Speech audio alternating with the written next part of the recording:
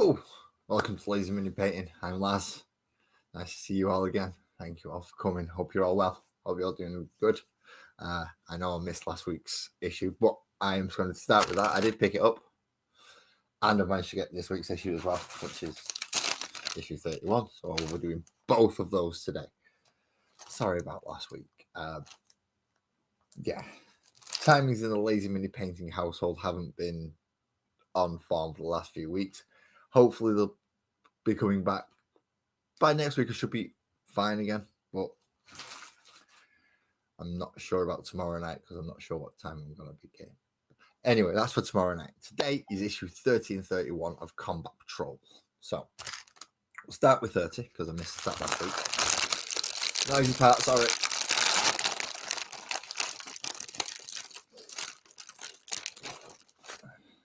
Pull that out. Pull that out. Now, before I actually start reviewing this, I do have Mini Laz on the settee there, just watching in the background. Say hello, mate. Hello. So he will be watching. So my language may be slightly different and slightly cleaner than usual, just so you know why. So we'll start in 30, and in 30 we got two new paints. We get the Mechanica Standard Grey, which is great because it's just when you want the mid-tones between blacks, and it's a nice mid-tone grey, essentially. So it's a nice one to get hold of. Put that in the paint pot for now. And something we'll always need, as much as we can get, is that, yeah, Agrax Earthshade. Two size different pots. Yeah, big pot, little pot. No cardboard box, huh? But that's slightly disappointing. It's a bigger pot. I like that one. Should be another pot of it. Yeah, see? So I've got two big pots and one little pot. I'm not sure why they got Games Workshop for you, eh? Let's give you a wash that you're going to use lots of, and let's make it in smaller pots now. But always having more Agrax is good. In this issue, so it's telling new paints, the Realm of Chaos, and it's going through extra on the shooting phase. So is he going to tell us how to apply these paints on all the new models, all the models that we've had in the past? Yes, it is. Of course it is. Good morning, Francois. Well, hello, Francois. How are you doing? You all right? Thank you for coming to join me. Sorry about last week. Yeah. Hopefully all timers will be coming back. So I know it's given us Agrax Earthshade. It's telling us to apply it to pretty much anything. Right, so all reds, most whites. So inside of capes, the 9 little bits of paper, edges of books, the outside of the cape as well. So it's in red and the inside, as well as the cables and the Terminator faces. What else is he going to tell us to slap Agrax on? Pretty much everything, I should imagine. Every model will get some kind of Agrax or something somewhere. Yep, the Crux Terminatus, the hilt of the axe, and the Crozius, the red part of the bolter, and get that in camera a bit better, the actual skull on the chaplain on the back. So the one going to want you to do quite a lot on him. So it's those two sections all along the edge of the book, the barrels of the guns,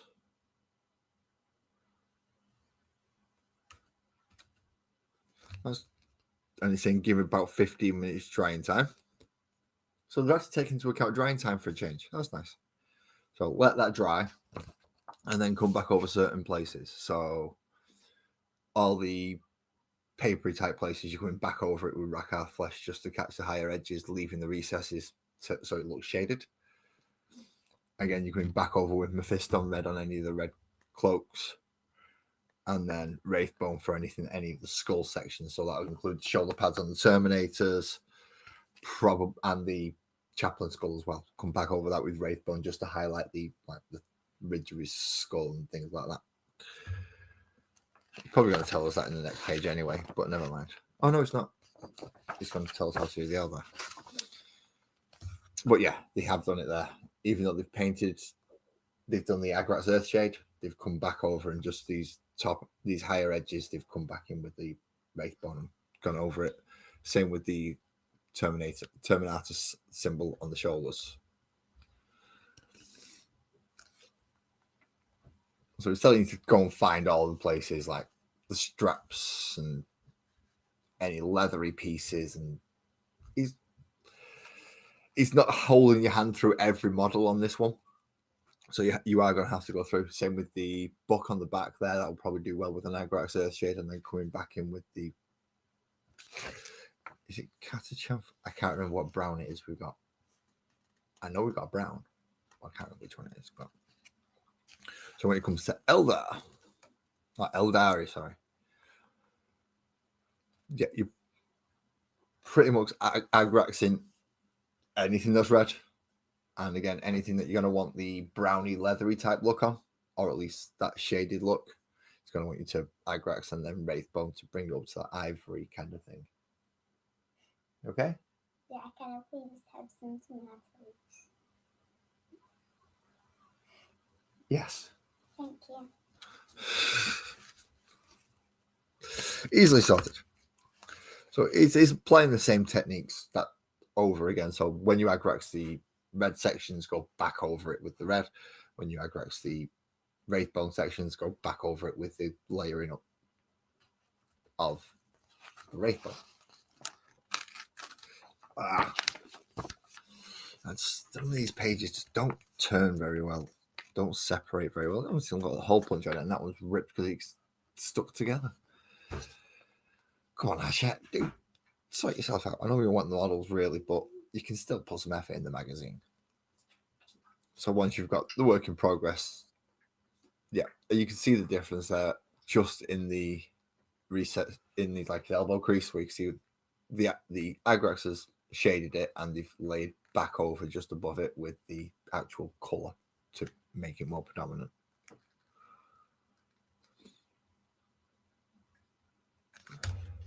And they've zoomed in on the Farseer, so you can see the inside of the cape there, where again they've come back in and laid up the Wraithbone. And it's the same with the white. When they used the Nuln-Oil, they've used the Nuln-Oil and topped off and layered and edge highlighted a little just to bring those top edges back up. So that's all the painting for issue 30. That's what they wanted you to do and how roughly the scale they think you should be at and what your army should start looking like if you followed their guides.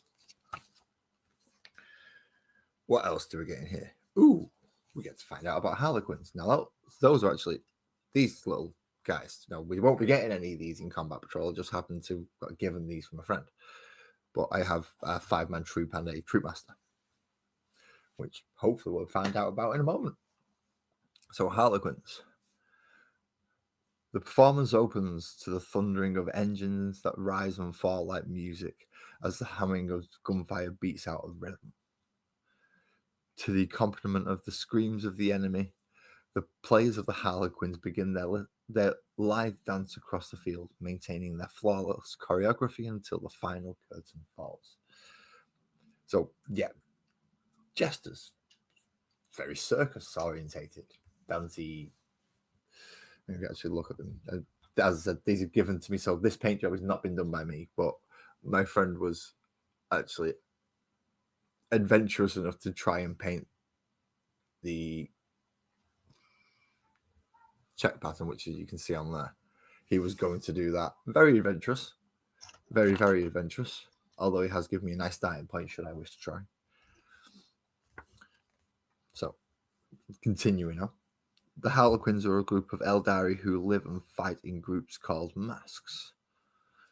These are halfway between being a band of warriors and a band of performers, for the Harlequins blend starcraft with violence to gain superiority over their enemies.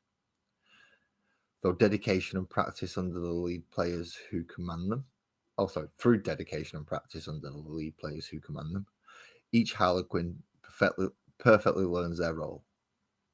For their costumes, they wear hollow suits that move and dance alongside their wearers. And for their props, they carry some of the most advanced and horrific weapons that have been deployed by the Eldari. Each Harlequin is a devotee to. Oh, I hate this name. This is really. I think it's Sigarak, but don't quote me on the pronunciation of this. It is a. See, that's how it's spelt. Pronouncing it is one of those. Right, so each Harlequin is a devotee of Sigarak, the laughing god.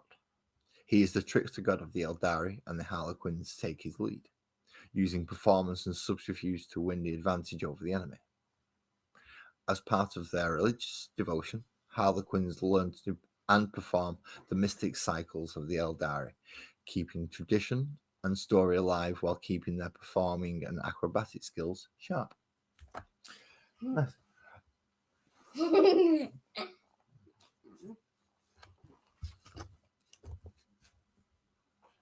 Sorry, just one moment. I need to mute myself for a second.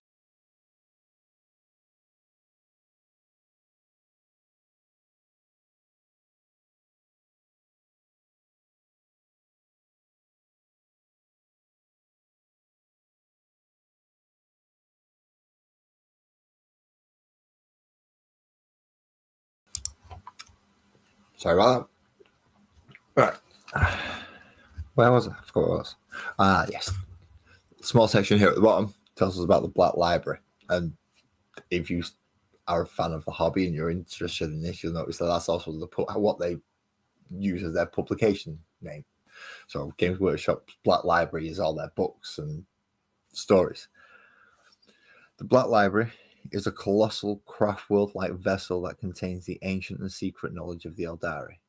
It is a structure so unfathomable. That's a tongue twister and a half, isn't it? It is a structure so unfathomable that it can only exist within the alternate dimension of the webway. It is guarded by the Harlequins, who must keep the ancient relics and documents safe from harm and prevent their deadly secrets from falling into enemy hands. So let me rip this page because it doesn't want to separate. Oh no, it did okay this time. That's not too bad. And it tells us about some of the Harlequins. So you get a standard troop, as I said, 6-man troop, 5 with a leader or a troop master. But there are some unique characters as well. If you was interested, is there anything more? There are solitaires, which, although toughness, there might be toughness 4, I'm not sure, but technically squishy, ridiculously difficult to kill, and stupidly fast and very good at what they do. But lone operatives just quite happily they will make mincemeat of most small units, even some elite units as well. We have the Death Jesters, which are the long-range version. Basically, that very large gun is a very large gun. A very, very large gun. And the equivalent of what is essentially the Farseer version, the leader overall, which is the Shadowseers. They're the psychic ones. They're the more attuned to the webway and the warp. And but that's pretty much the entire range, which is a shame. There is extras, as it showed on the other page. There is also the you can field the bikes and the more like 2-man hovercraft. I can't remember what they're called. I think it's Vipers. Might be wrong on that one, but yeah, the 2-man hovercrafts with heavier weapons, and then that's what you can field for Harlequins. There isn't much, but they look cool. Next is the Realm of Chaos, and then we get into a long section of rules. Okay, so let's cover the Realm of Chaos because we will be looking at the new model from this week's issue as well. The realm of chaos. The warp is a dimension of endless strangeness. Within its bounds exist many things, and some take the form of malevolent entities and demons. Of these, some in particular have caught the notice and imagination of real space species and reach out to spread their influence beyond the confines of the immaterial. Amidst the swirling chaos of the immaterium flow all the emotions of the sentient species of real space. Their anger, lust, their horror, their desire for change. From these psychic energies have arisen powerful beings that are known as the Chaos Gods. They are strange entities that originate from the hopes and dreams and nightmares of the species that dwell in real space, often feared as demons or even worshipped as God by mortals. These ancient horrors look out jealously, seeing all of the galaxy that is not theirs and desiring to spend their influence to everyone and everything that they can. To them, reality is but a plaything to be toyed with and fought over as part of their great game. Yeah, the four of them are not nice. And four, speaking of which, are here. I'm going to go from bottom to top because the one at the top is the one that I'm going to choose to do my Chaos Marines as follows off. So, but from the bottom, Nurgle. Nurgle is the god of disease and pestilence, known by his adoring followers as Grandfather Nurgle. He is depicted as a grotesque mass of rotting flesh covered in oozing bulbous and open sores. Yeah, he's not the nice one. He's a smelly one. He's the smelly one, and he's the one that needs to have a shower. Good morning, Buzzard. How you doing, man? I hope you're doing well today. It's nice and sunny at the moment, isn't it? Not that you can tell looking behind me because the curtains are closed. And then next is Slaanesh. So that one is Slaanesh. Slaanesh is the god of excess and decadence. Known as the Dark Prince, he is often depicted as an androgynous figure. The garbed in finery, whose eyes can steal away with the souls of any brave enough to look at them. Third, we have Tzeentch. Good morning. Good morning. So I'm just pausing there. We'll come back to Tzeentch. When I bring up Slaanesh, the god of excess and decadence, why does Joey Edibles turn up? Morning, dude. How you doing, man? It's just ironic that I finished with that one, the one that essentially would be, the one you like most, and then you just happen to pop up. That is uncanny. However, we're going to move on to the next one now, which you probably find a bit boring because it's essentially a librarian, and that is Tzeentch. Yeah, I know it looks. Why can I do that one, but not some of the others? I don't know. But Tzeentch is the god of change and manipulation. He is depicted as a forever shifting figure, covered in faces that laugh, babble, and cry incessantly as they swirl about his form. Essentially, Tzeentch is a librarian. He likes spells, he likes magic, he's the manipulator. He's the one who thinks he's smarter than everyone else and tries pulling all the little. Never works out because the last one's the complete opposite, which is why I'm going through, which is Khorne. Khorne is the blood god and embodies rage, violence, and aggression. He is depicted as a gigantic figure clad in armor, wielding a huge sword and seated upon a throne of skulls, which is why you get the phrase blood for the blood god, skulls for the skull throne. And in this setting, that's pretty damn cool. Which is why some of these chaps only worship him and not the others. Chaos Space Marines. So it's the normal Space Marines, but during the Horus Heresy, they're the ones that went, we don't want to do the Emperor's work anymore. They're offering us power. We're taking it. Go kill him. Failed, but hey, to give it a go. So Chaos Space Marines, legacies of betrayal. The Chaos Space Marines are furiously violent groups of former Space Marines who have been corrupted and twisted by the taint of chaos. They pursue their horrifying vendetta against the rest of the galaxy with pitiless brutality as they slaughter and destroy all those who dare to stand in their way. They are, yeah, gene-roided in nutters. During the Horus Heresy, many of the formerly loyal Space Marines turned their backs on the Emperor. The powers of chaos are cunning, and each traitor was lured in different ways. Some seeing the Emperor as a tyrant and oppressor, joined the rebellion in search of freedom and justice. Others were offered power and influence in their exchange for abandoning their duty to the Imperium.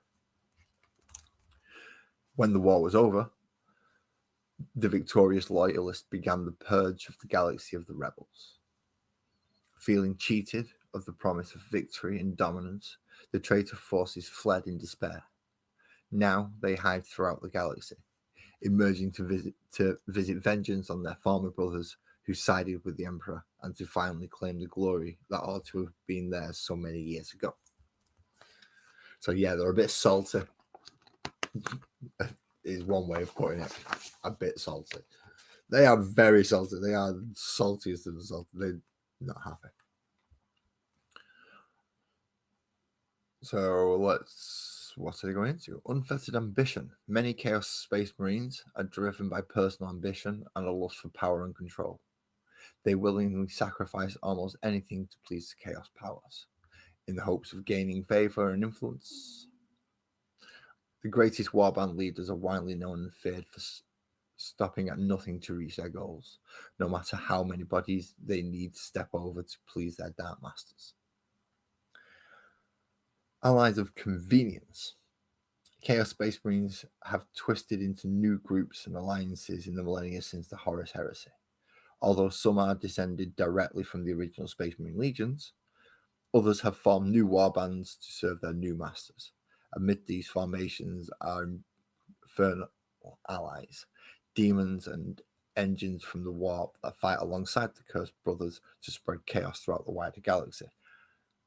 Oh yes, because we get a Maulafine. Do we get a Maulafine or is it a Hellbrute? We get some. We will get a demon engine essentially, which is nice. We won't be getting this chap. He's a bad one, and that's his name, not just the description. It's pain in the ass to bloody paint as well, I bet. But yeah, he'll cost you a pretty penny. But we won't be getting him. We will be getting a unit of Terminators. And what else will we be getting? We'll be getting Legionnaires and Havocs, at least, as well as the Khorne-specific ones, which will be the Khorne Berserkers. So the play section for issue 30 is Archaeotech Recovery. Irradiated power cells. During the battle, 2 objective markers will be removed from the battlefield as follows. At the start of the 3rd battle round, the defender randomly selects 1 objective marker that is in no man's land to be the Gamma objective marker. At the start of the 4th battle round, the Gamma objective marker is removed from the battlefield and the attacker then randomly selects 1. At the start of the 5th battle round, the Beta objective, they label it Beta instead of Gamma, and at the start of the 5th battle round, the Beta one is removed. Now there are only 3 in the going from 1, 2, 3 diagonally across, and then at the opposite sides you have 1 in each deployment zone. So you're going to be able to score that one if you're the defender, and that one as the attacker from your deployment zone. Turn 1, that one's yours, and then as you push out towards these, depending which way you choose to go, and the defender will just choose which one of they want to go first. So yeah, the attacker's not going to like that. You score 5 victory points in each command phase for controlling an objective marker up to a maximum of 15. And at the end of the battle, if a player controls the last objective marker in no man's land, they score 10. So by the end of the battle, once those 2 are actually gone, or those 2, whoever scores the last one gets an extra 10. Other than that, you're scoring a maximum of 15 per turn. So 3 objective markers is what they want you to hold.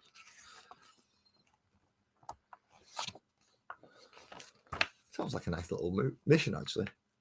Especially when you start running it like this and seeing who's the attacker, who's the defender out of all the armies. So at the moment, we can only do Space Marines as either attacker, defender. We could do against the Tyranids and possibly against the Eldari. And then we'll move on to Chaos, Orcs, Photon, Genestealer Cults, Astra Militarum, and World Eaters. But I won't be having Chaos. I'll be having all World Eaters, and I've already got an Astra Militarum force and an Orcs force that I need to put together. So we'll only have to be getting 2 combat patrols. The rest of them will all be incorporated into larger armies. But a nice little checklist for you to keep hold of for when you want to do the who's been the attacker, who's been the defender, and take it all off, just so you can get all the variations and makes it more interesting rather than just playing the same game over and over and over. Because each time it'll change depending which armies are facing each other. It's going to be different. Nice. So, movement phase. Part 1, your movement phase. Unless that unit is in the engagement range of an enemy model, it can make a normal move or an advance or remain stationary. If that unit is engagement range of an enemy model, it can either remain stationary or fall back. After you've finished moving that unit, select another unit from your army and so on, and you do so until you've moved all your units that require moving. When a unit moves, it can make a normal, advance, or it can remain stationary. Each one will trigger certain things if weapons and abilities stay so. Remaining stationary is pretty much self-explanatory. You stay still. You don't move. You don't move any models at all. You just leave them where they are. If you make any kind of move, you use the movement characteristic of the model. So in the case of the Barb Gaunts, it is 6 inches. So you can measure anywhere and move from here. So he's 6 inches as well. So you would measure. And then anywhere pretty much within that 6-inch area, you can plop him. You don't have to move him the full 6 inches. You can move him up, or you can if you wish. If you advance, you roll the dice, add it to your movement characteristic, and then you've got a large field of movement. Just some weapons might not work. It's not that bad, I think. It's standard movement's easy enough. Good point. You cannot move within engagement range of enemy models, which means you can't move within an inch of an enemy model. So, Mr. Harlequin, he has to stay an inch away. He can't finish his move like there and go, now I want to charge. So, no, you've got to stay an inch away, at least an inch away, which is where base sizing makes a big difference. It's a much bigger base. Gives him a bigger footprint, so Mr. Harlequin has to stay and has to use more movement to get around him. Obviously, bigger things are even worse. Trying to run around a tank is not fun.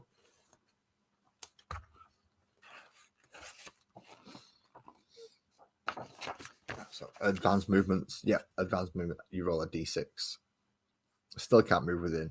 And units advanced cannot shoot this turn or charge this turn unless, again, they have special rules to say they do so. They can do so with assault on your weapons, and there are some units, I know the Orcs will get the ability to advance and charge, especially during the war. Oh, that sucks, Graham. I'm only up to 31. I hope they're not splitting. I hope they're not. I hope it doesn't end 33. I hope we get 33 and 34 together. I do, because otherwise that's going to suck. And I'll get to why once we've done this. Once we've done through 30, I'll get to 31, and you'll figure out why splitting those two up is going to be a pain in the ass. Fallback moves.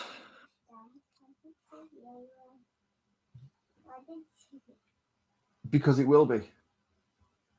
If you split those two issues up, mate, it'll be a pain in the ass. As I said, sometimes I will be using naughty words while I'm on this stream. Fallback moves. See, this is why my streams aren't for kids. I just happen to have my kid in the room. So your kids are all safe. Unless you put it on for them, they'll never see me.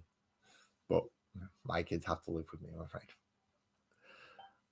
So how fallback moves work, when a unit falls back, each model in that unit can make a fallback move by moving the distance in inches on their movement characteristic. And when you do so, you can move within engagement range of enemy models, provided it does not end that move within engagement range of enemy models. If it's not possible to do so, then you can't fall back.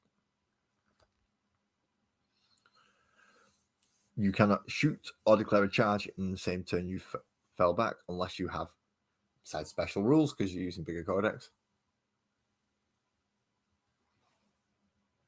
Not a problem, Graham. Yeah. I'm just hoping it's not splitting those two issues.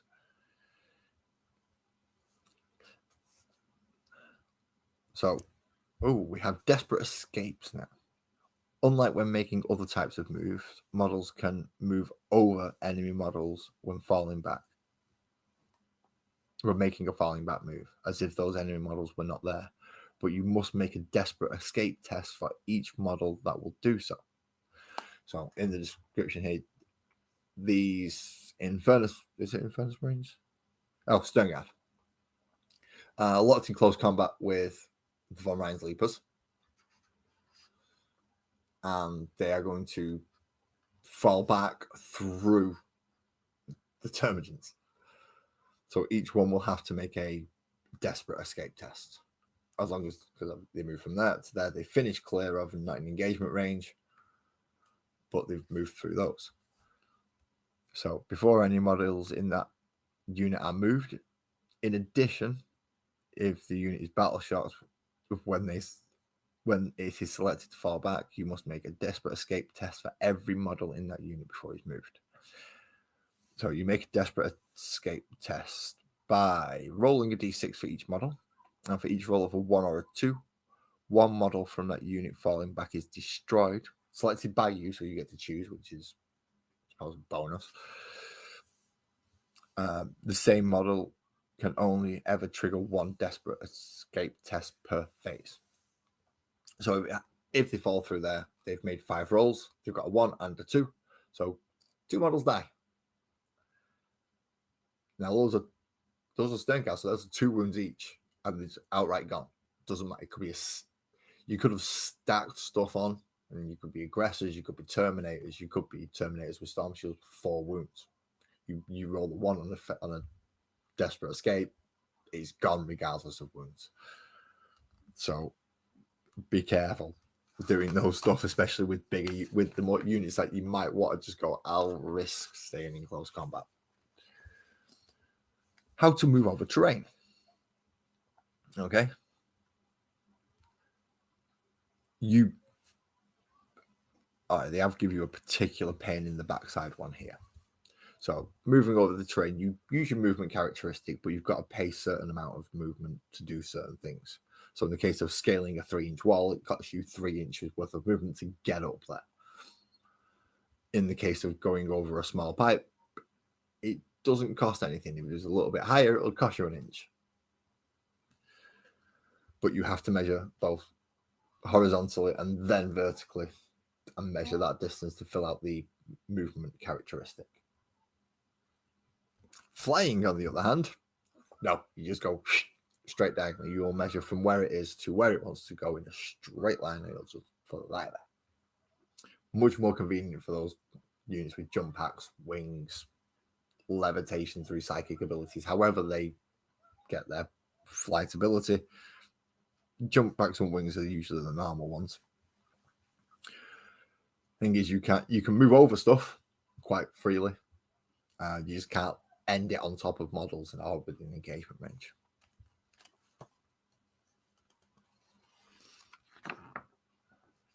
At the end, so after you've moved everything, good morning, Twisted.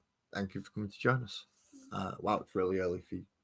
Although I am early for me, but it's really early for you and most people, actually. I think it's only me and Graham here at the moment who's getting to lunchtime soon, which I'm going to get calls for, I think. So once you finish doing all your movements, you then hit the reinforcement part of the movement phase. And that's when you bring in anything that you've put in strategic reserve, providing you're able to. So you can't put on turn 1, unless it's a drop pod, he's not coming in without special rules. Then turn 2, it can't be within their deployment zone or within 9 inches of their deployment zone or one of their models. And then I think it's turn 3.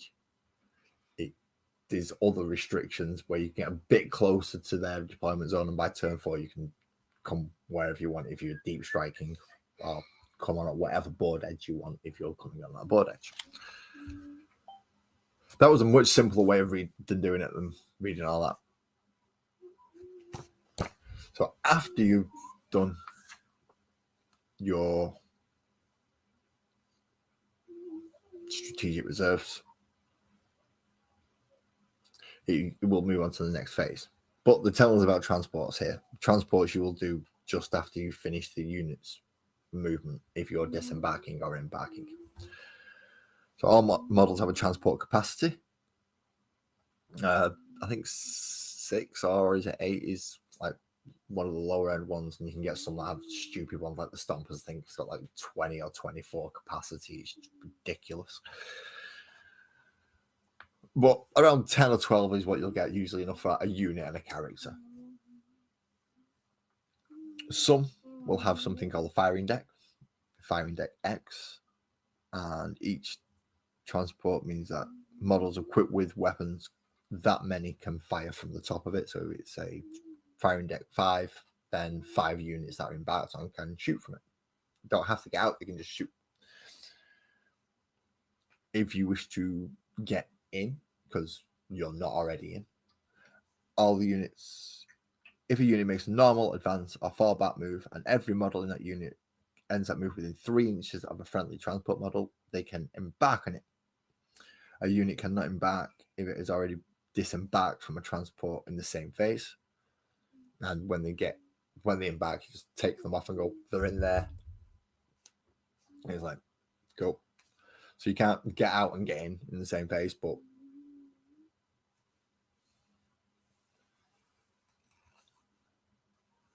you have 40 passengers for the Stomper. Oh, Crassius heavy support tank. Another Crassius heavy support tank. Well, that's a heavy support tank. That was like, yeah, no one who's got 40 passengers. That's like saying the Manta. Yeah, the Manta basically carries an army inside and more. I think it can transport something like 6 hammerheads, 40 troopers, 100 drones. It's like, what the hell? The ship itself is an army, and it can transport an army. It's just ridiculous. Some transports are just daft. But for us normal folks who are just using things like repulsors and impulsors and trucks and things like that, and get within 3 inches of it for every model, and then you can get in. And it's kind of the same when you're getting out. When you get out, you've got to stay within 3 inches, which does help because I think you can still move. Yeah, disembarking units must set up wholly within 3 inches of their transport and not within engagement range of any models, or the unit cannot disembark. Units that disembark this turn cannot remain stationary, which is nice. Do you still get units that start the movement phase embarked within the transport can disembark this phase, provided their transport has not advanced or fallen back? If a unit disembarks before its transport move, it can act normally. So you can get out before the transport moves, and then you can move and advance the unit and then move the transport separately. Some of them will allow you to do certain things. I think the repulsor allows you to shoot something, or is it? No. If you can get in out of turn.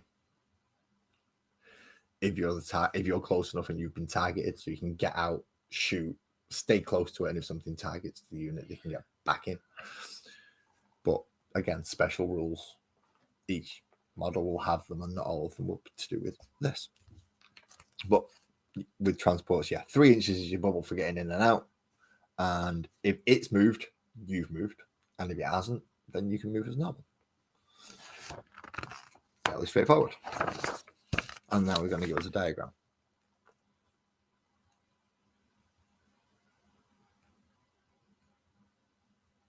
Okay, so in this one, destroy transports. If a transport is destroyed, any embarked units in that transport must immediately disembark.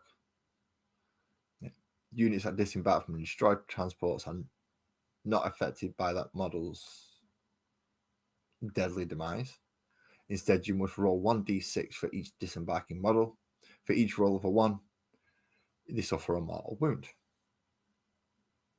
Okay, that's not too bad. That's better than the desperate escape. He's not wiping out models. That's good.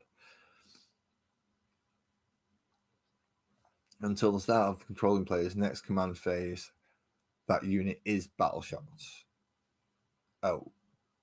Until the end of the turn, that unit counts as having made a normal move this turn and cannot declare a charge this turn.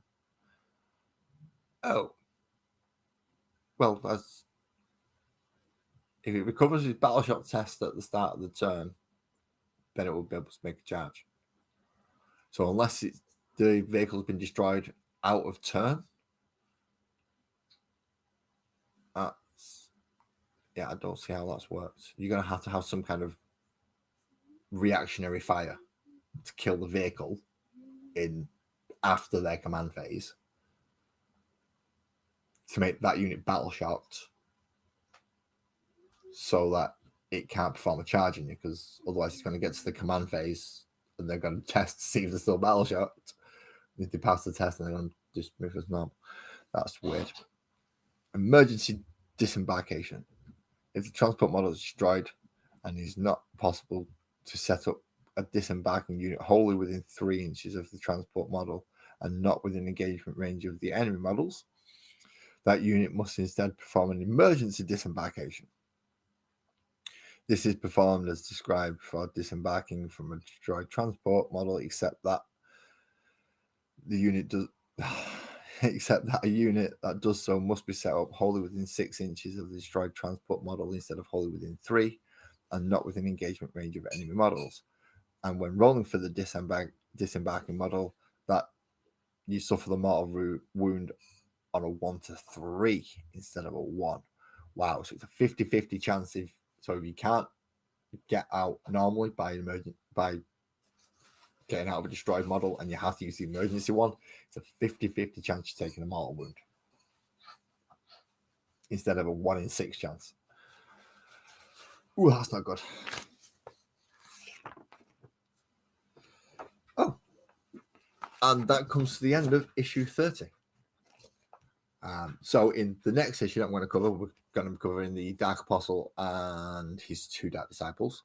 The issue after that is going to be Reikland Fleshshade. So the issue next week is Reikland Fleshshade and Auric Flesh. So 2 more paints. However, this week's, as I've just said, is issue 31. So yes, I'm aware that this is I'm starting a second issue now. I've been on it for 45 minutes, but I'm going for another issue. Again, noisy part. I'm sorry. What I'm going to do is I'm going to take out the noisy part. I'm going to pop it on here, and I'm going to go for a quick break, grab a drink, make sure Mini Lass is okay, and then I'll come back and properly cover issue 31 because there's model building and other things to do in this one. So just do the noisy part first. There we go. So just check I've not lost a base. No. So let's say at most 10 minutes, but more likely to be 5, and I'll be back soon. I've got to sort out all my OBS stuff now.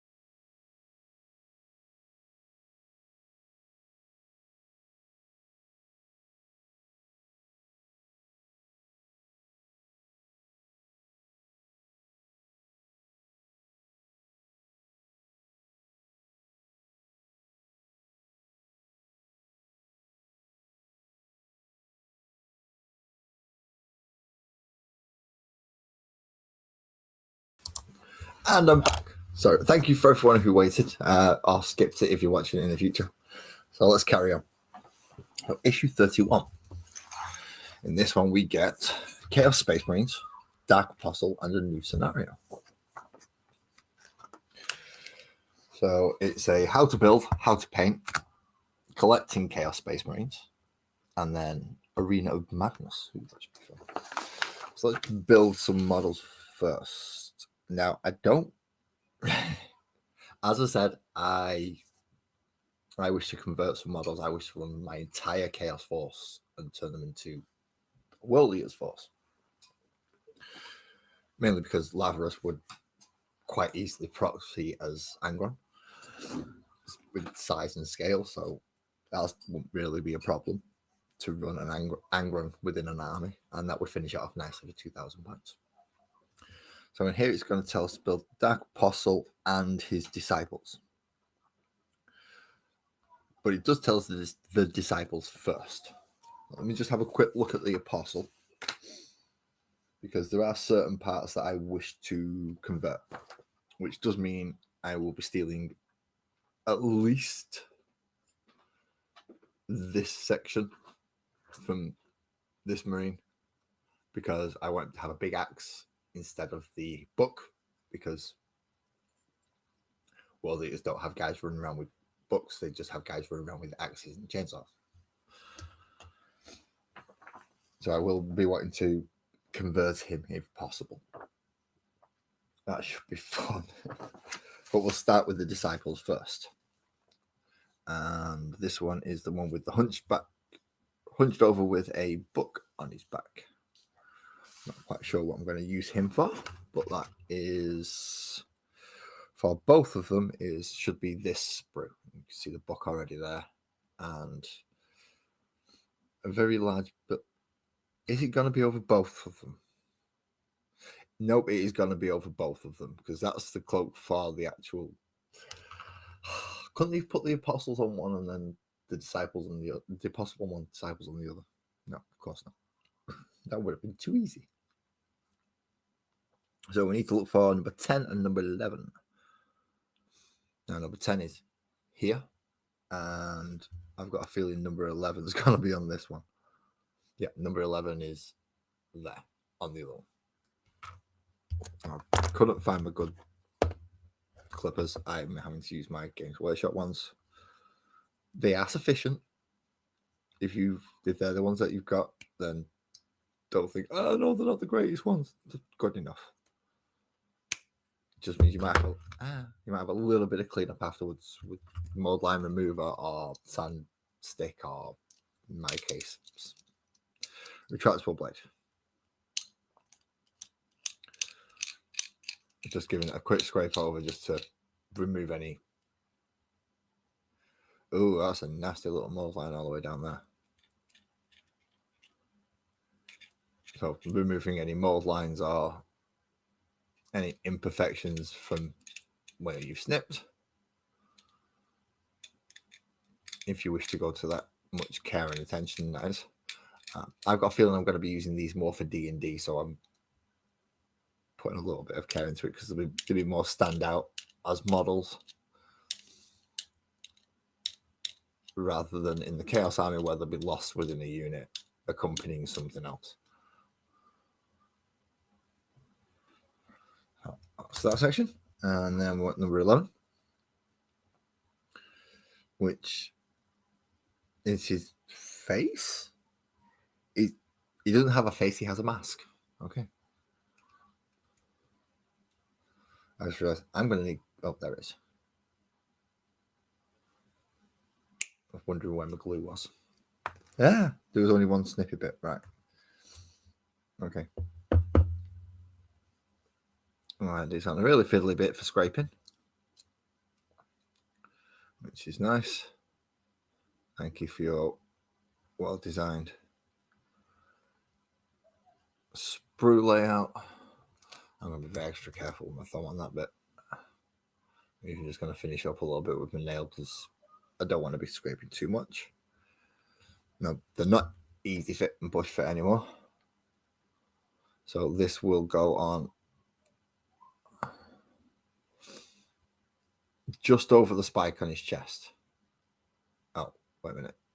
Is it a snug fit? So he's got a little spike in his chest there, and that comes in through the bottom section.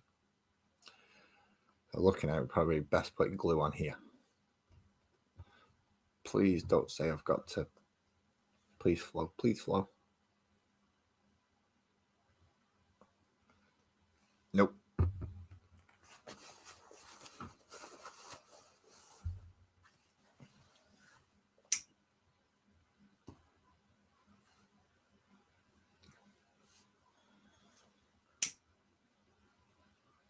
Just clearing the tube from the glue. And I'll do that a bit off camera because, well, I don't want to replicate it for everybody because it's not the official way to do it. And it's actually not fun because it leaves fumes. So there we go. So a tiny bit of glue onto him. And not all the right place, but I don't want to overdo it. And then pop his front on, and now we have one hunched over little druid looking man. Next for him is 12, 13, and 14, which are all these three sections of book.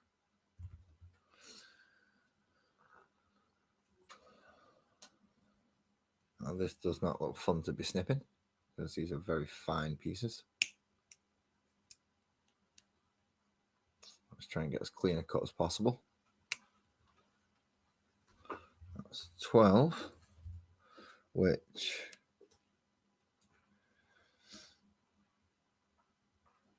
hang about. How's this supposed to go on?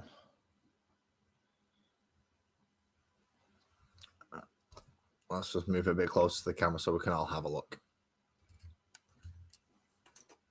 So 12, which is the next part, just move that over, is this section. And it's going to go, I believe, like that. There. I believe it goes in that section. That's what it looks like.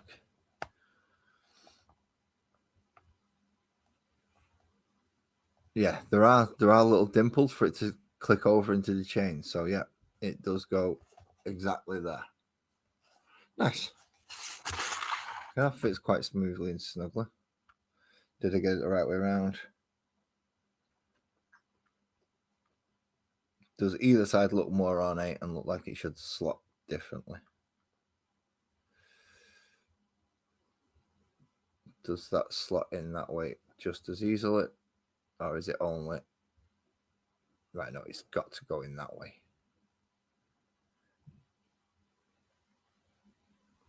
Which I've just forgotten how it goes. I've just forgotten how it got. I just got it in perfectly and I've completely forgot how it fits.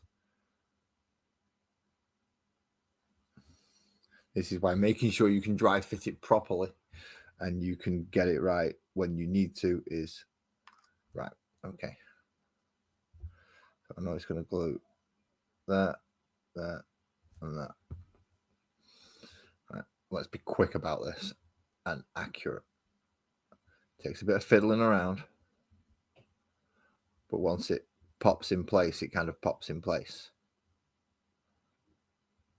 You just got to make sure you're applying pressure at the right points and not trying to force it. This one is you need to be gentle and careful, and it will just click where it needs to go eventually.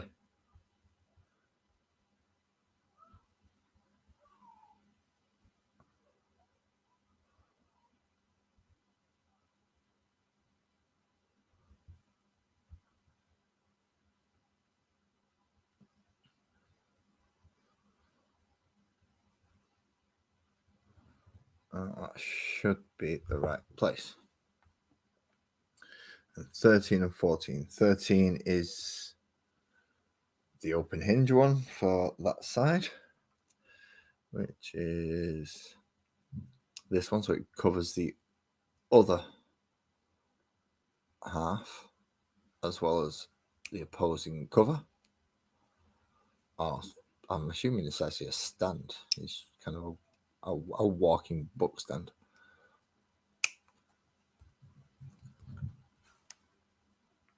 And we want to glue along there and along here. So this is going to go on. Ah, come on, don't be a pain.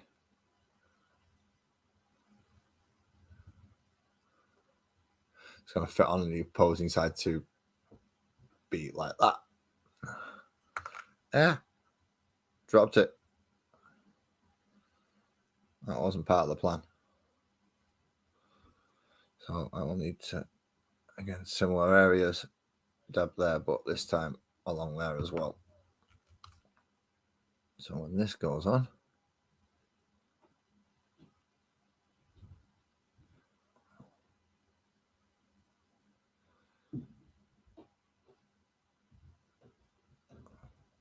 it does in fact make up the other half.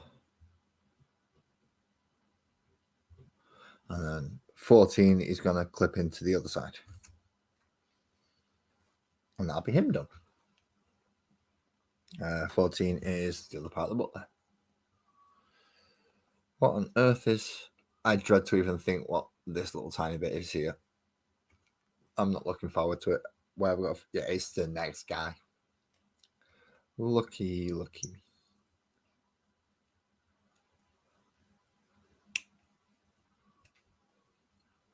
And what's he doing? He's waving around an incense burner. Okay. You do you, mate. You do you. And in this case, it's going to want to go in there. And then we slot this in. And then we have the walking book holder.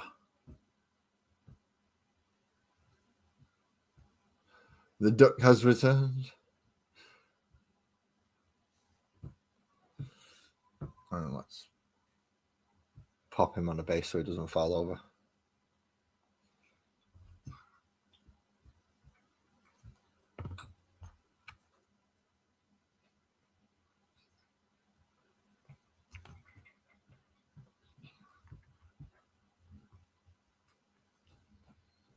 And move him over to one side just so he can dry properly.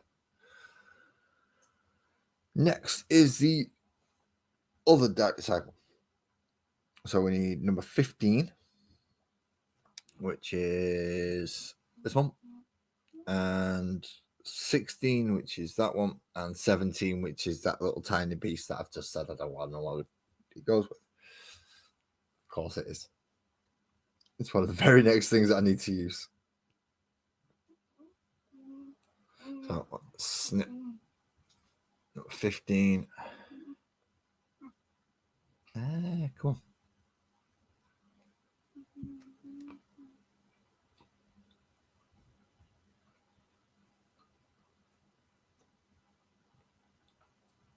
So I've only just seen the big long message for some reason twisted. Let's do a bit of snipping while I try and read that as well.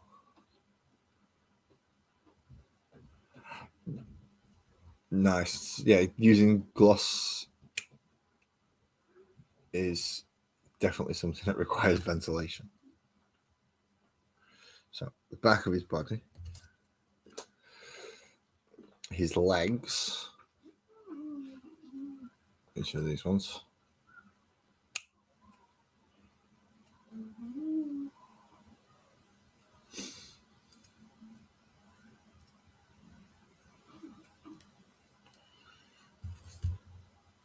It's definitely going to need some cleaning up. There's a nice nasty burr on there. So Games Workshops are adequate, but they're not the greatest.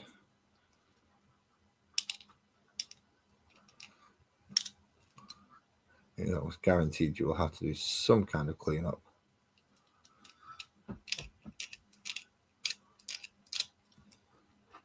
Especially when it comes to things like mold lines. One advantage to getting 3D printed models is if they're of a high enough quality, you don't have to deal with mold lines.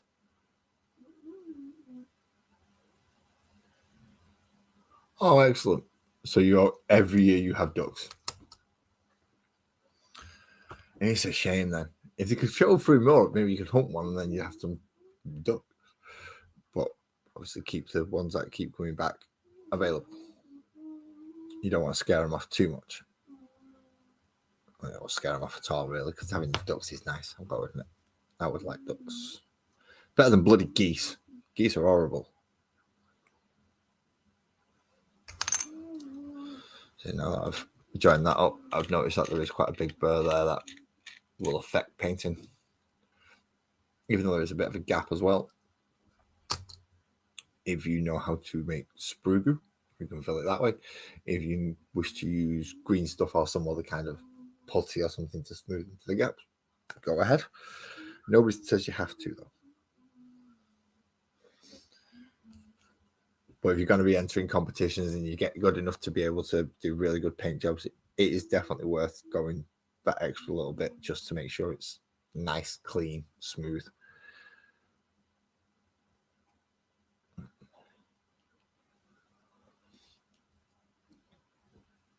As I get better, it will be something I'll be going back to redo as I need to. I just, no, my paint jobs aren't quite up to snuff for that though yet.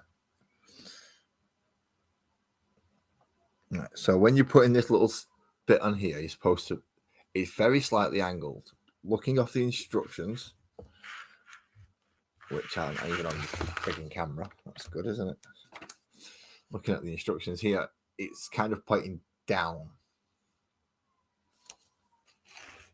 So we need to glue it in that direction. Of course, it needs to be glued in a very specific direction. Into here.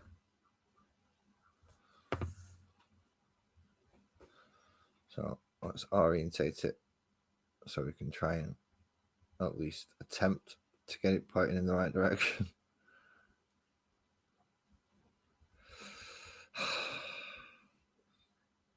Don't you just love the fiddly bits?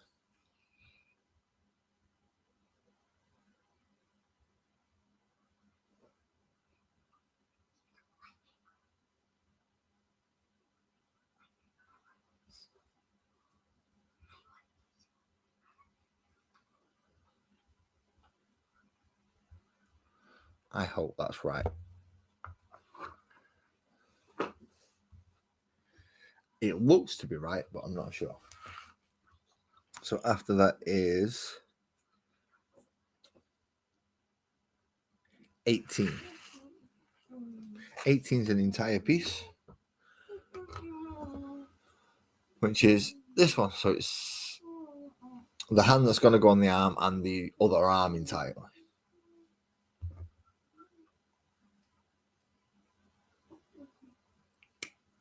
So let's clip that bit out.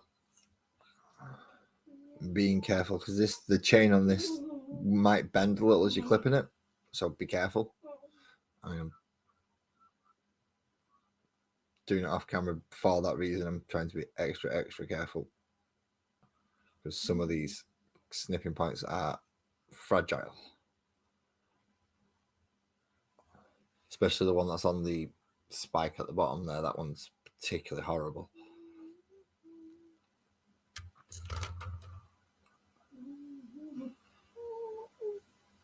And that's left quite a large lump there. You can even see it. There's that little bump there.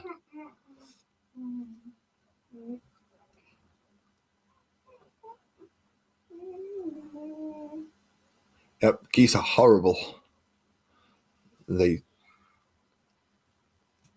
Sometimes on my son's school, they like to go across it, stay on the field for a bit and go around there. And they have to cordon the field off just because of the geese.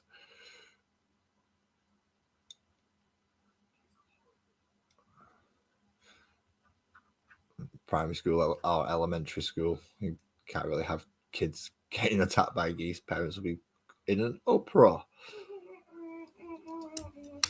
What are you doing letting my phone go? Now you can imagine what some parents are like. So we have a glue point on the inside of the arm here, and then the little dimple in his wrist.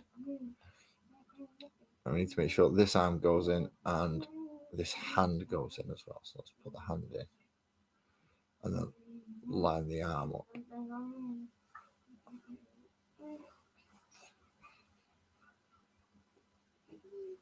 There we go.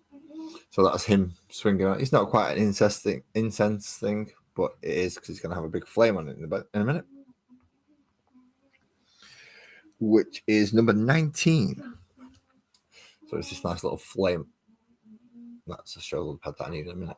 It's a nice little flame effect here. That's going to go on the back of it.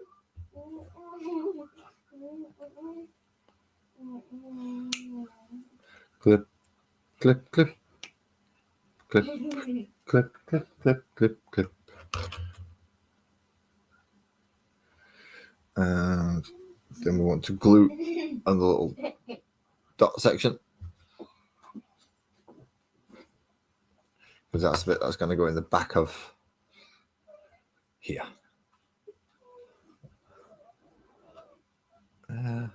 Don't try and do it with loads of things in your hands because, well, it's delicate work. So put your snips down first. It does make sense.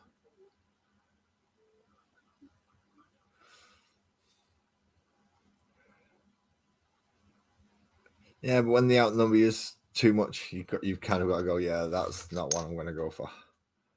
You can't fight all geese, Francois.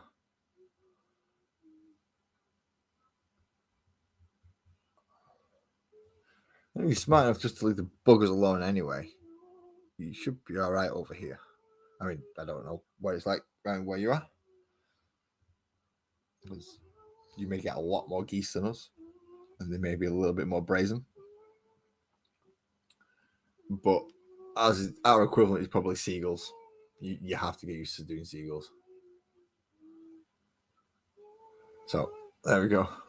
He's swinging that very nice flaming incense burner, as I assume. Because the only thing I can describe it as, closest thing I can describe it as. Next up is Mr. I Want to Convert You.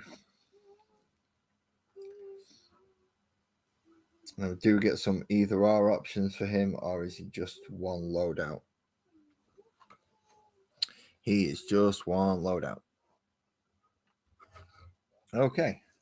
So we start with numbers 2 and 3, which are Cloak and whatever this bit is. It looks like his midriff. It's odd. Either way, I don't recall ever having seen the part like that on a form of Marine before. I've put Death Guard together, I've put Chaos Marines together, I've put hundreds of Space Marines together. And then that's not just for my army, I've done it for other people as well. I have to build an entire bloody Space Wolf army because I didn't know how to put it together.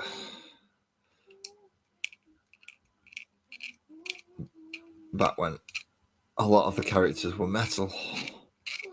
And he had the one that was on the bloody Thunderwolf as well.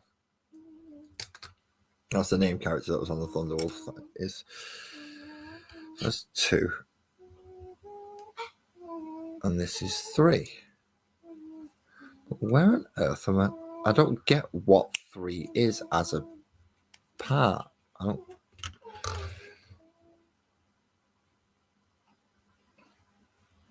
don't get it.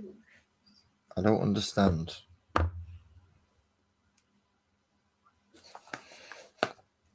Where this is supposed to go. Oh, what? It's supposed to go somewhere along there?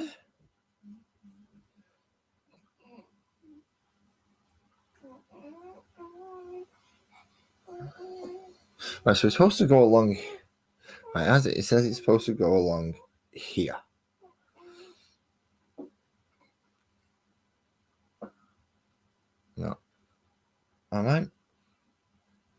missing something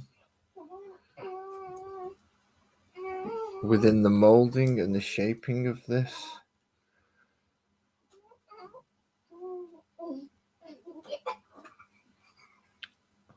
Oh, I am missing something. Right, I had it upside down. Okay, so it makes up the part that's gonna glue a shoulder to, and then the paper bit is flopping over. And right, so I had it upside down. So it does go in, but it goes in like that. So as a more 3D view, yeah, goes in to make up the rest of his torso, like that ish. See, I would never have guessed that looking at how it was.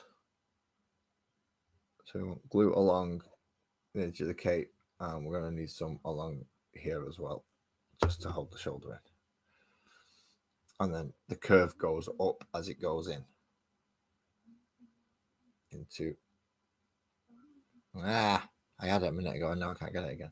That's because I'm looking at it wrong. I need to look at it in the right order. There we go. See, and now it fits in and it overlaps like so, and makes this other shoulder section. Yeah, it is a nice action. It does give that flow, that little flow of movement to the whatever it is, whether it's smoke, fire, however you paint it. It does give you that look of movement. So now we've done that bit. We need 6, which is the big majority of his torso. His legs, his arm. Essentially, we're going to need a front plate, and then we start looking at his hands. And that's when we start worrying. Because at that point, I've not got the best snips in the world, and I'm going to want to start doing modifications.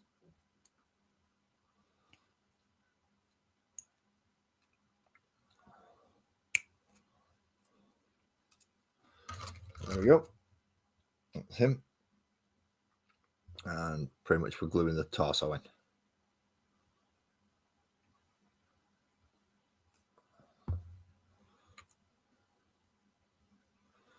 She's going to slot nicely over the back there.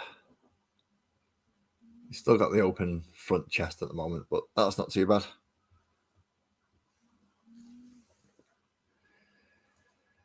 And he wants to put 5 on, which is his head, and 4 on, which is the arm I want to modify. So what's after that is 7 is his chest, 8 is the shoulder pad that we can put on. So we can do them 2 first. We're going to do a little bit of an odd order. So we're going to put his chest on and his other shoulder pad first.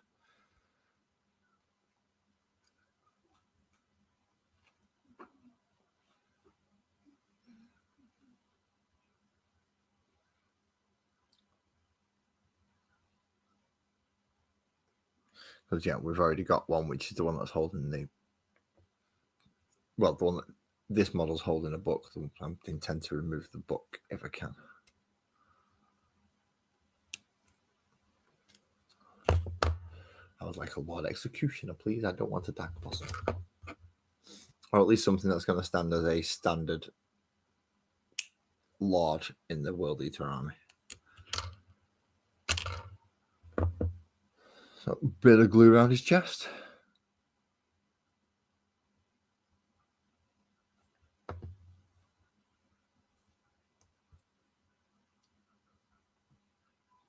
And there's his chest on him.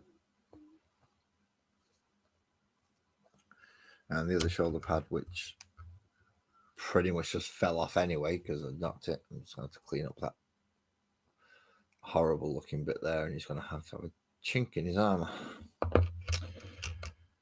Well, he sees battle a lot, so he will have a chink, I suppose. Doesn't get to reforge it quite as often at the maintenance station as his loyalist brothers, or loyalist cousins, should I say. I don't think they call each other brothers anymore. Come on. And it does have a relatively nice skull shape on it, so it should be good for the effect. Why are you not going on? A little dimple on there, a little dimple on there. That dimple should go in that dimple.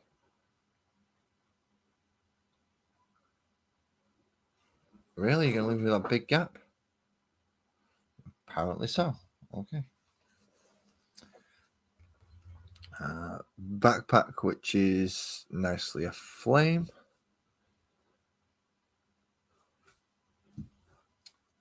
And then we look at modifying an arm.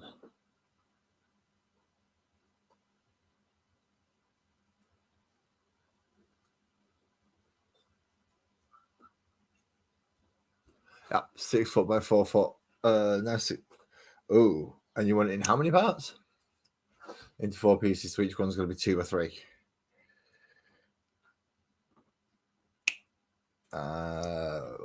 You could easily fit 2 rooms on each section. So on the 4 boards, you could have 2 rooms on each. I'll make 8 rooms, not including corridors. Obviously, you would have connecting corridors between rooms as well. Yes, backpack. Now let's have a look at how am I going to get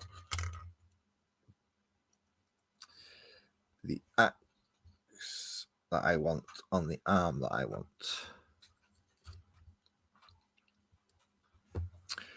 By chopping off the bits that I don't want.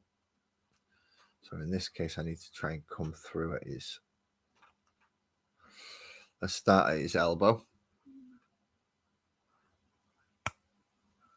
And take that bit off.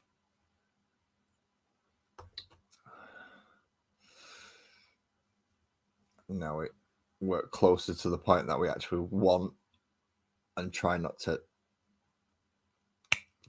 damage it.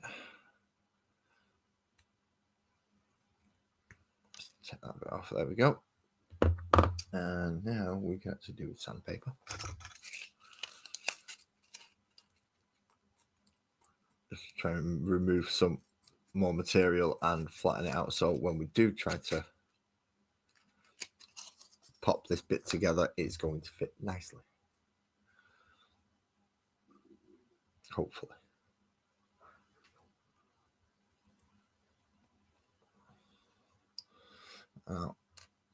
It's very rare. I know I usually don't like doing these things, but in this case, I'm willing to do it because I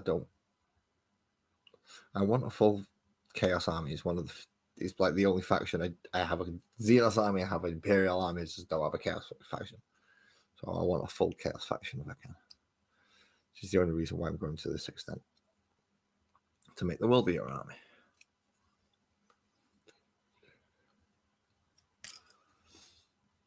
Right. So I need to keep from the elbow back, but I need to take the book off.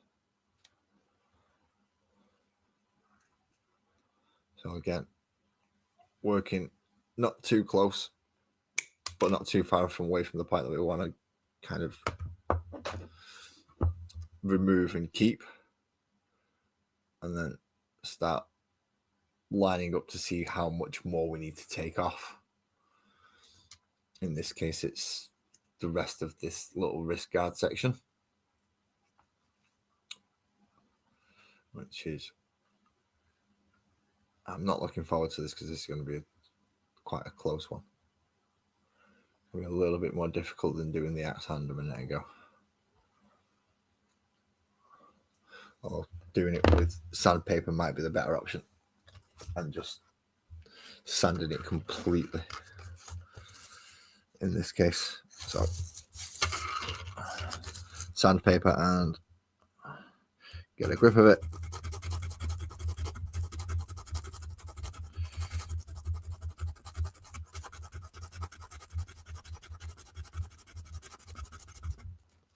Sand it down.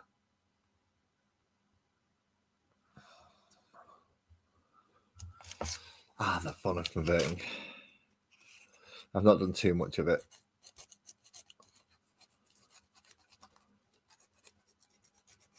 But I'm certainly aware of certain bits. And in a minute, we will look at the thing called pinning, which is sticking a little piece of metal in and letting it join. Actually, no, we don't need to, will we? Because it's actually the meltable plastic.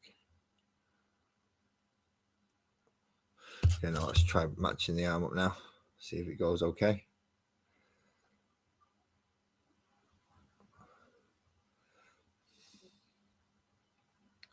It's not too bad. We should be able to get if we sand down this bit, we should be able to get quite a decent connection.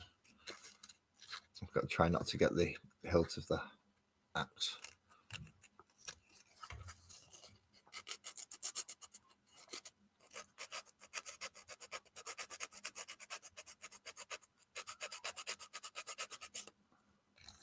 There we go. Let's pop a little bit of glue on there. Actually, no, let's glue his arm in first, and then we can position the actual axe head properly. Take away that burr.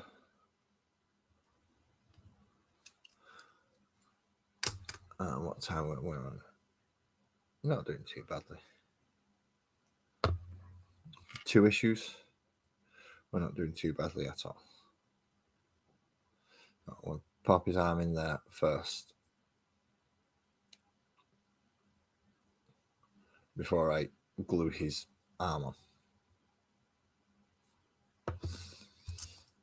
So instead of a book, mine's going to be wielding a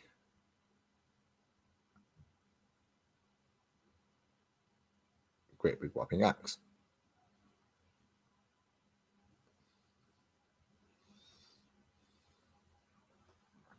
In this case, I am going to have to hold it together because there is nothing particularly pinning it at the moment. If it doesn't hold, I will have to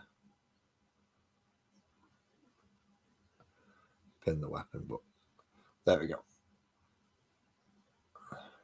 And that's instead of holding all off the book.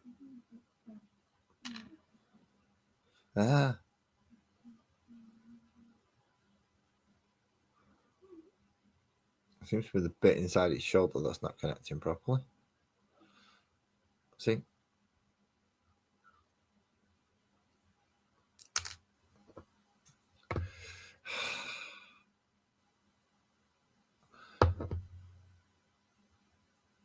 Right, let's glue you in properly.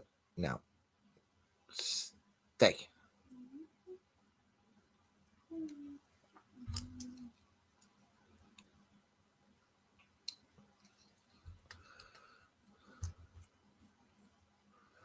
Now you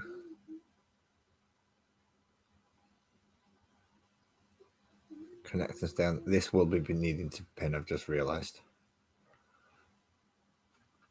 I don't think I have everything I need to pin. Excellently. New build. Hope you're recording. And I hope you're having fun while you're doing it. So making sure I can try and get the best connection possible. Right. Stand there and don't move this time. I just want to glue your backpack, all right? And with having the flaming backpack and the big cape and everything will help him stand out from the standard rank and file.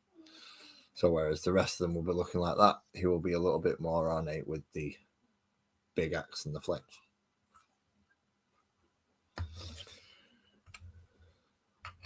And for the purposes of just getting to stand up and not fall over, let's pop him on his base. And then I can put his head on.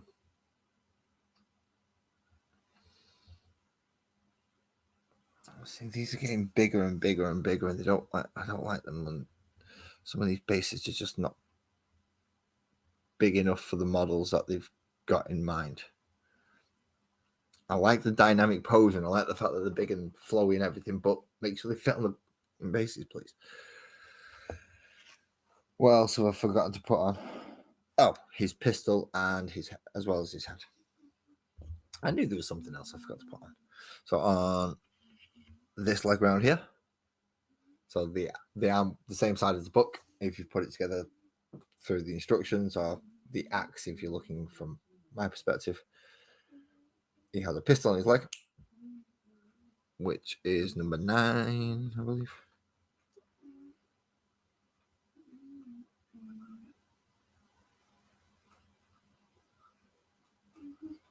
Or number 1. What? Said it was number 1. I don't think he's number 1. What number is his head supposed to be? 5. At least his head's numbered right. And it does have a peg on his head to make sure he's looking in a specific direction. If you wish to maneuver his head's orientation, you're going to have to remove the little peg at the bottom. Tiny little peg there, and then that'll change where he's looking. Ooh, he's got horns.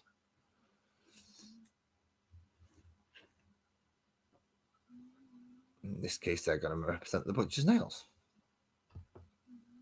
which all warriors have installed. They don't get the choice. They gotta have them. Because otherwise you're not angry enough for angry on.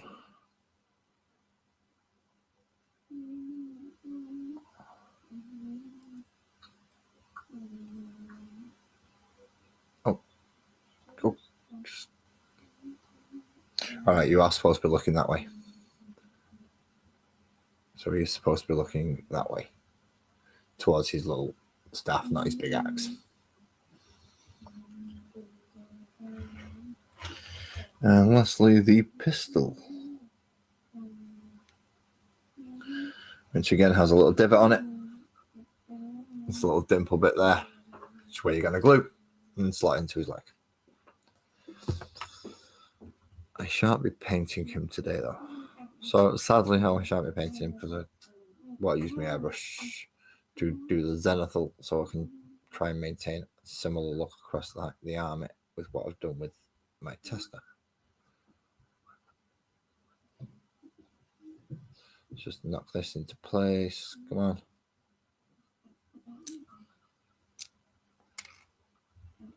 Sometimes tweezers are useful.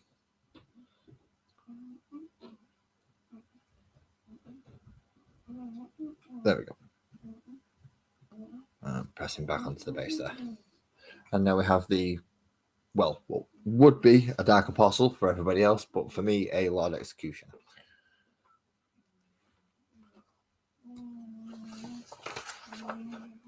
So that is the building part. Next, it's going to tell you how to paint. I'm going to figure out what I'm going to do with his armor. Afterwards, I should have enough to be able to give him another chainsaw with spare bits from other parts. So first of all, to paint these, you paint them all black. Specifically going for the Dark Apostle, you've got a lot of silver pieces around his backpack. On the bottom of the braziers, all the piping, the vents, and the hilt of his gun. They don't seem to point out any of the weapons, so that's up to you. Then it moves on to the cloak, which starts with the burgundy. So we're going to have a very dark red. And it's covering the burgundy quite a lot here. So any of the fabric, so the fabric around the front of him is also going to be, the entire thing is going to be burgundy. Catachan flesh, it was the Catachan flesh to do the brown for the holster. Then Mephiston red for the haft of his weapon and the back of his book, if you're keeping the book, that is. And also the candles are being done red. Then it wants you to come in with a lot of Retributor armor. This guy's the equivalent of like a chaplain for the Space Marines. So yeah, lots of gold. So it's going to be all the trim is gold. So like on this chap here, I'll chop the armor from a minute ago, all the trim gold, including the back of the book, the the head of his weapon. All these will be requiring the appropriate washes as well. So for base colours, Rakarth Flesh for pages and the scrolling, and then Wraithbone for the skull, and Korax White for the roping around his chest. So then they're going to want you to do the Agrax Earth over these sections, possibly over the gold as well. Nuln over all the silver pieces and black pieces. And I can't remember what wash they used over the purple one last time. Was it the red wash? Or was it Nuln? Might have been Nuln, but again, it would require a wash. Coming to the disciples, same colours so it's burgundy again for the cloaking.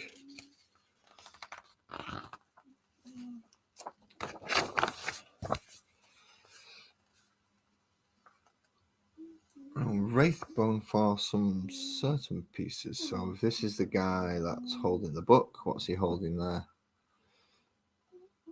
That looks to be his hand that they're actually painting Wraithbone and doing Rakarth Flesh on the scrolls. Again, all the brown will be Catachan Flesh. Leadbelcher for the silver on the chain and the spiky bit.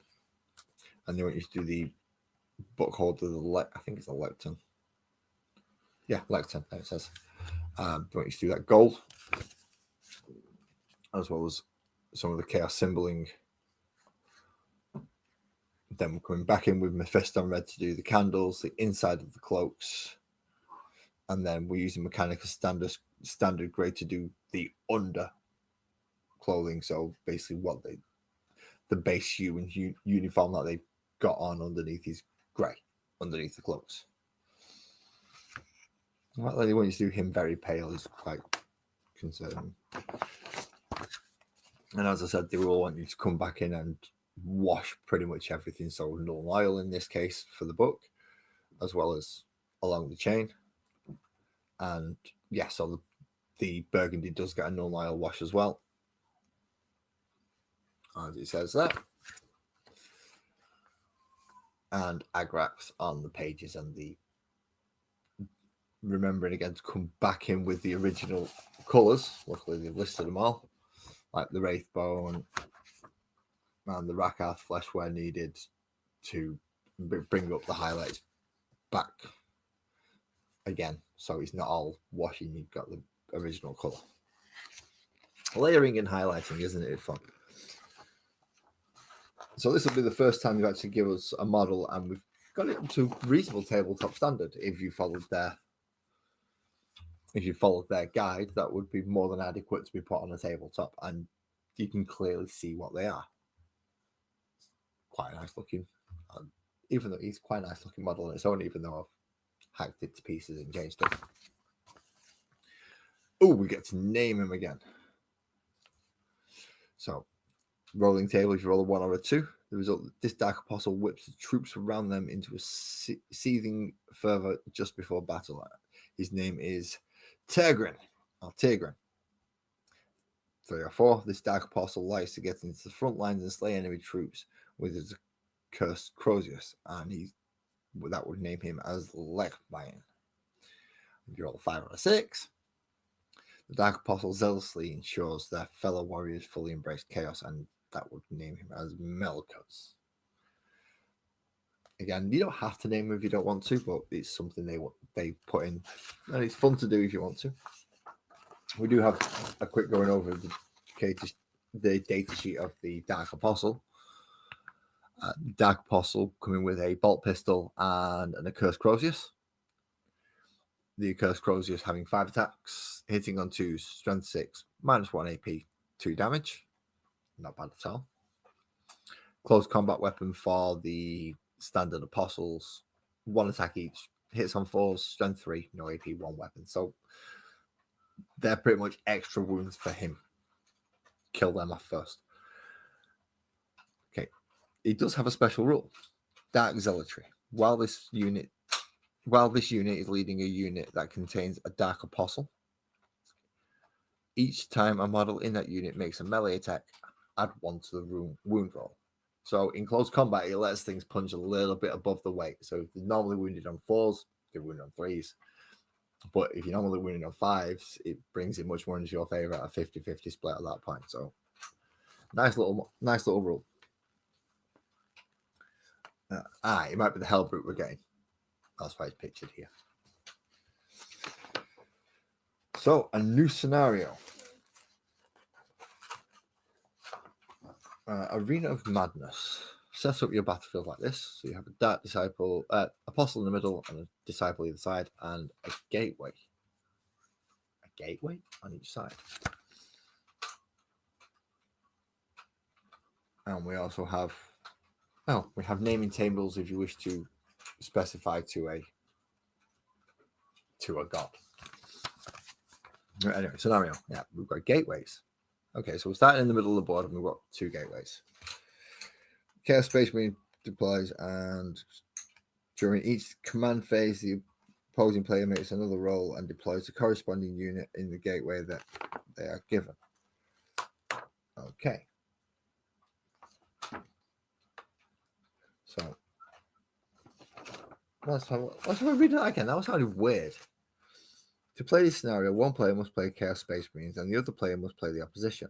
The Chaos Space Marine player must select a victory condition from the following page. Once they have selected the victory condition, they should tell the opposition which condition they have chosen. Deployment. The Chaos Space Marine player deploys their units as shown. Then the opposing player rolls a dice and deploys the corresponding unit in Gateway 1. On the roll of a 1, deploy 2 Infernus Marines. On the roll of a 2, deploy 3 Guardian Defenders. On a roll of a 3, deploy 3 Termagants. On a roll of a 4, deploy 1 Terminator. On a 5, deploy a Wind Rider. And on a roll of a 6, you deploy a Von Ryan's Leaper. During each of their command phases, the opposition player makes another roll and deploys the corresponding unit in the gateway they did not use when deploying their previous unit. After initial deployment, the Chaos Space Marine player takes the first turn. Whew, okay, so you don't know what units you're going to be facing. And you've got to choose a victory condition from Khorne. Khorne, to win the victory for Khorne, you must destroy 5 enemy models. If this victory condition is met, the battle ends and the Chaos Space Marine player wins. If they're wiped out, they don't. Tzeentch. To win for Tzeentch, you must destroy 1 or more models from each of the 3 possible opposing factions. So you have to kill them. You have to kill an Eldar, you have to kill a Space Marine, you have to kill a Tyranid. Right, okay. For Nurgle, to win, you must survive for 5 battle rounds with at least 1 model left on the battlefield at the end. And for Slaanesh, you must inflict 12 wounds on the enemy throughout the battle. So quite different.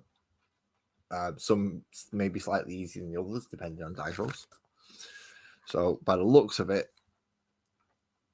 for the first example turn, this time they got 3 Termagants coming out of Gate 1 and then 2 Infernus Marines coming out of Gate 2.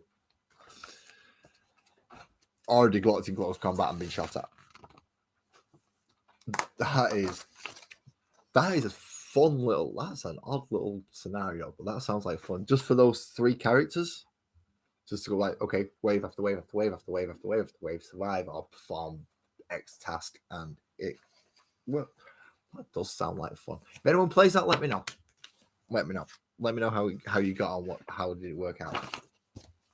So finally, we get to the last page. Now, we already know next week we're getting Reikland Flesh Shade as a shade color, and we're getting Auric Flesh, that's next week. The 2 after that, which is why I was telling Graham, I hope these aren't split, is because it's a 2-section magazine. So in the first section, we get the first half of the spruce. In the second section, we get the second half of the spruce, and it's for the Chaos Legionnaires. We're also going to tell us about the Black Legion, which is the more default Chaos Legion, the equivalent of Ultramarines, but for the bad guys, and how making attacks, apparently. Okay, so we're going to learn about the Long War, the Eldari rules next week, and then Black Legion and Legionnaires over the course of Oh no, we're going to learn about the Black Crusades and weapon abilities in 34. But over there, we will get the Chaos Space Marine Legion. Well, the standard troops essentially. But I'm going to make them all called Berserkers anyway, so it doesn't matter what they say I've got to put on them. They're going to make me put bolters and weapons, and so now everyone's getting pistol and chainsaw. Rah, rah, rah, rah, rah. It's just the way I'm going to run them. But that is, issues 30 and 31, both reviewed. 32 I will try to do on time next week, and then 33 and 34 in the respective weeks. But sorry about last week, but that is both magazines, and I am up to date now. I know this one's taking near enough 2 hours, but I have covered the 2 magazines. Thank you for anybody who stayed with me all the way through. Whether you've been chatting, not chatting, said hello, left a thumbs up, subscribed, liked, all that stuff. Thank you all for it. I am going to get some lunch, and then I believe I'm going to the park. So drive safe, everybody, and I will see you hopefully tomorrow night. If not, then it will be Models and Musings. As I said, next week I'm going to hopefully get back on track with normal timings, and everything's going to coming back into a normal routine. That will be great. So until then, drive safe and see you later.